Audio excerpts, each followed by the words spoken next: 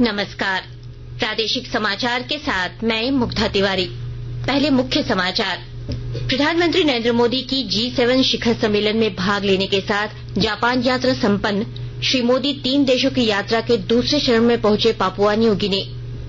जनजातीय मामलों के केंद्रीय मंत्री अर्जुन मुंडा ने सिमडेगा में युवाओं का बढ़ाया उत्साह। कहा, केंद्र सरकार की योजनाओं का लाभ लेकर बनाएं अपना और देश का भविष्य। झामुमो विधायक लोबिन हेम्ब्रम ने अपनी ही सरकार के कार्यकलापों पर जताया असंतोष। कहा, आदिवासियों की लूटी जा रही है जमीन और मुख्यमंत्री नहीं ले रहे हैं दिलचस्पी। और एनआईए और झारखंड पुलिस को मिली बड़ी सफलता। पीएलएफआई सरगना और 30 लाख रुपए का इनामी नक्सली दिनेश गोप को किया नेपाल से गिरफ्तार। और अब समाचार विस्तार से।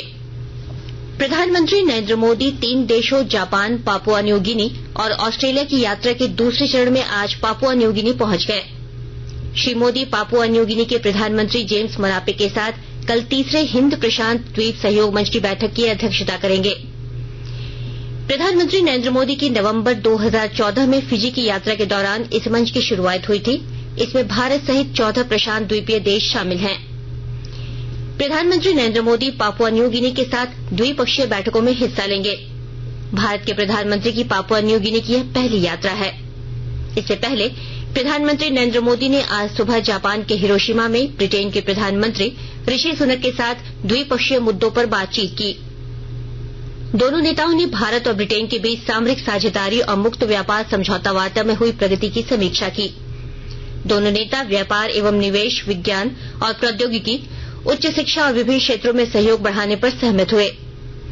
G7 शिखर सम्मेलन में प्रधानमंत्री नरेंद्र मोदी ने शांतिपूर्ण, स्थायी और समृद्धशाली विश्व विषय पर आयोजित कार्यकारी सत्र में भी हिस्सा लिया।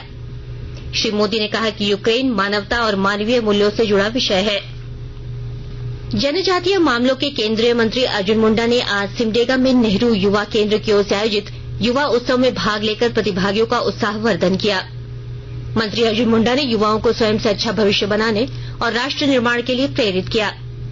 इस अवसर पर केंद्रीय मंत्री ने कहा कि प्रधानमंत्री नरेंद्र मोदी के 5 प्रण का अनुसरण कर युवा शक्ति भारत को स्वर्णिम देश बना सकती है। उन्होंने कहा कि केंद्र सरकार की ओर से युवाओं को विभिन्न क्षेत्रों में कई अवसर दिए जा रहे हैं।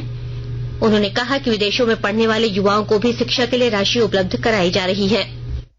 किसी भी क्षेत्र में यदि आप जुड़ेंगे तो आपका योगदान, इसलिए शिक्षा में, स्वास्थ्य में ज्यादा से ज्यादा जागरूकता फैलाए, लोगों को आत्मनिर्भरशील बनाए। आत्मनिर्भर भारत अभी मैं स्टॉल में देखते हुए आ रहा था, जिसका आप भी अपने अपने गांव में, अपने अपने क्षेत्रों में जिसका आधार कार्ड नहीं बना उसको आधार कार्ड बनवाइए, जिसका आयुष्मान कार्ड नहीं बना उसको आयुष्मान कार्ड बनवाइए, क्योंकि उसके माध्यम से उन्हें जो सुविधा मिलेगी वो सुविधा उनके जीवन के लिए बहुत महत्वपूर्ण है। केंद्रीय मंत्री ने सिमडेगा के भाजपा कार्यालय में आयोजित कार्यकर्ताओं की बैठक में भी भाग लिया और उन्हें आवश्यक दिशा निर्देश दिए। कृषि मंत्री बादल के नेतृत्व में विभागीय सचिव अबू बकर सिद्दीकी और वरीय पदाधिकारियों की एक टीम ने केरल स्थित केंद्रीय मात्स्यिकी प्रौद्योगिकी संस्थान कोच्चि का दौरा किया, जहां कृषि, मत्स्य से जुड़ी तकनीकी एवं शैक्षणिक व्यवस्थाओं को लेकर टीम ने जानकारी हासिल की। मंत्री ने कहा कि हमारा प्रयास है कि केरल राज्य की उत्कृष्ट कृषि नीति एवं तकनीक को झारखंड में लागू की जाए। झारखंड मुक्ति मोर्चा विधायक लोबिन हेम्ब्रम ने आज पाकुड़ में अपनी ही सरकार के कार्यकलापों पर असंतोष जाहिर किया। उन्होंने कहा कि अगर गुरुजी शिबू सोरेन राज्य के मुख्यमंत्री होते तो आज आदिवासियों की यह दुर्दशा नहीं होती। उन्होंने कहा कि सीएनटी और एसपीटी एक्ट रहते हुए भी आदिवासियों की जमीन हस्तांतरित की जा रही है, लेकिन मुख्यमंत्री हेमंत सोरेन इस मामले में कोई दिलचस्पी नहीं ले रहे हैं।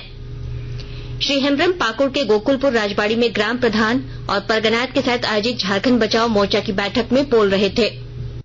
आज जो जमीन जो सेडेबल नहीं है, क्योंकि यहाँ एसपीटी एक्ट है, छोटा नागपुर में सीएनटी एक्ट है, तो ये एक्ट रहने के बावजूद आज हमारा जमीन लूटा जा रहा है, गलत तरीके से ट्रांसफर हो रहा है। ये नॉन सेडेबल जमीन है, ये ट्रांसफरेबल नहीं है। तो ये एक्ट रहने के बाद भी अगर यहाँ के आदिवासी या यहाँ के जम्मू वासियों को जमीन खरीद फरोख्त हो तो फिर एसपीटी एक्ट किया मतलब है। और ये चुनावी मुद्दा में भी था कि हमारी सरकार बनेगी तो हम एसपीटी एक्ट को सख्ती से लागू करेंगे। तो आज मुख्यमंत्री का ध्यान भटक गया, जो चुनावी मुद्दा था उससे भटक गया। उन्होंने भ्रष्टाचार मामले के आरोपी IAS अधिकारियों के मुद्दे पर कहा कि ऐसे ही अधिकारियों के कारण जमीन माफियाओं को फलने फूलने का मौका मिल रहा है और राज्य की डेमोग्राफी में बदलाव आ रहा है। आकाशवाणी के ताजातरीन समाचारों के लिए आप हमारी वेबसाइट newsonair.com पर लॉग ऑन कर सकते हैं। ताजा समाचार Twitter handle @AIR News Alerts और Facebook page all India radio news पर भी उपलब्ध है। आप प्रादेशिक समाचार एकांश के ट्विटर हैंडल @AIR News _ और फेसबुक, इंस्टाग्राम पेज तथा YouTube channel AIR News Ranchi पर भी हमारे बुलेटिन सुन सकते हैं। प्रादेशिक समाचार आप आकाशवाणी रांची से सुन रहे हैं। शेष समाचार इस विराम के बाद।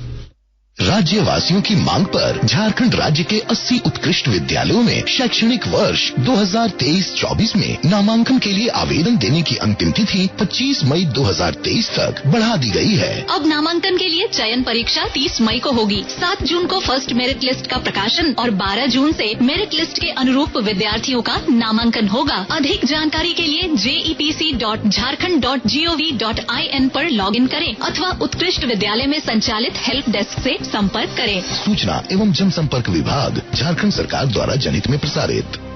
प्रादेशिक समाचार में आपका एक बार फिर से स्वागत है।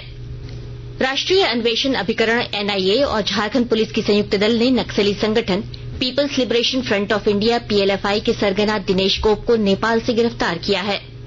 झारखंड पुलिस ने उस पर 25 लाख रुपए जबकि NIA ने 5 लाख रुपए का इनाम घोषित किया था। पुलिस कई वर्षों से दर्जनों मामलों में इस नक्सली की तलाश कर रही थी।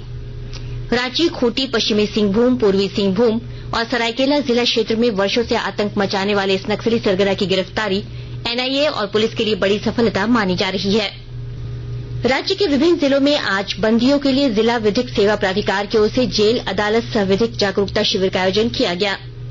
लोहरदगा के मंडल कारा में आयोजित विधिक जागरूकता शिविर में बंदियों की विभिन्न समस्याओं को सुना गया और उनके निराकरण के उपाय बताए गए।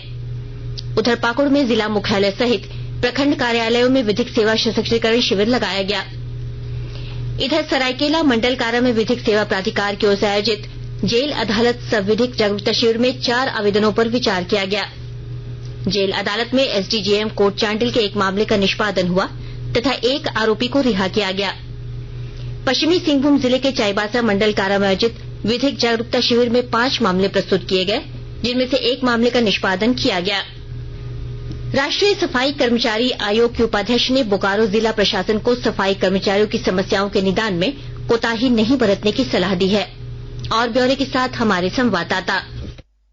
राष्ट्रीय सफाई कर्मचारी आयोग सामाजिक न्याय एवं अधिकारिता मंत्रालय भारत सरकार की उपाध्यक्ष अंजना पवार ने बोकारो जिला प्रशासन को सफाई कर्मचारियों की समस्याओं के निदान में कोताही नहीं बरतने की सलाह दी है। उन्होंने शनिवार को जिले के वरीय अधिकारियों के साथ बैठक कर वस्तु स्थिति की जानकारी ली। उन्होंने जिले के औद्योगिक इकाइयों में कार्यरत सफाई कर्मचारियों की समस्याओं, उनके समाधान एवं कर्मचारियों उनके परिजनों के कल्याण के लिए संचालित केंद्र एवं राज्य सरकार की योजनाओं से लाभ सुनिश्चित करने को कहा। साथ ही अधिकारियों को जरूरी दिशा निर्देश भी दिया। मनोज कुमार, आकाशवाणी समाचार, बोकारो।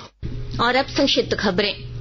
रामगढ़ थाना क्षेत्र में आज हुई 2 अलग अलग सड़क दुर्घटनाओं में सब्जी विक्रेता पिता पुत्र और एक चालक की मौत हो गई। पहली दुर्घटना रामगढ़ बोकारो मार्ग NH 23 पर छतरमांडू स्थित रामगढ़ कोर्ट के पास हुई, जबकि दूसरी घटना रांची पटना मार्ग NH 33 की चुटुपाली घाटी में हुई। RBI ने 2000 रुपए के नोट SBI में जमा करने को लेकर अपना मंतव्य जारी किया है। इसमें कहा गया है कि एक बार में 2000 के 10 नोटों यानी 20,000 रुपए तक की राशि को बैंक में बदलने के लिए कोई फॉर्म या पर्ची की जरूरत नहीं पड़ेगी। रांची के सांसद संजय सेठ ने कहा है कि राजधानी रांची सहित पूरे झारखंड में बिजली और पानी के बिना हाहाकार मचा हुआ है। जनता त्राही त्राही कर रही है, परंतु राज्य सरकार को जन सरोकार से कोई मतलब ही नहीं है। अंत में मुख्य समाचार एक बार फिर।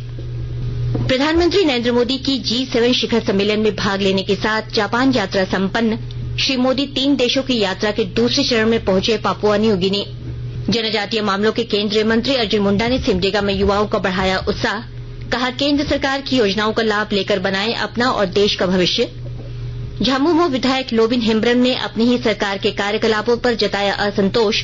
कहा, आदिवासियों की लूटी जा रही है जमीन और मुख्यमंत्री नहीं ले रहे हैं कोई दिलचस्पी, और एनआईए और झारखंड पुलिस को मिली बड़ी सफलता, पीएलएफआई सरगना और 30 लाख रुपए का इनामी नक्सली दिनेश गोप को किया नेपाल से गिरफ्तार। इसके साथ ही आकाशवाणी रांची से प्रादेशिक समाचार का ये बुलेटिन समाप्त हुआ। नमस्कार।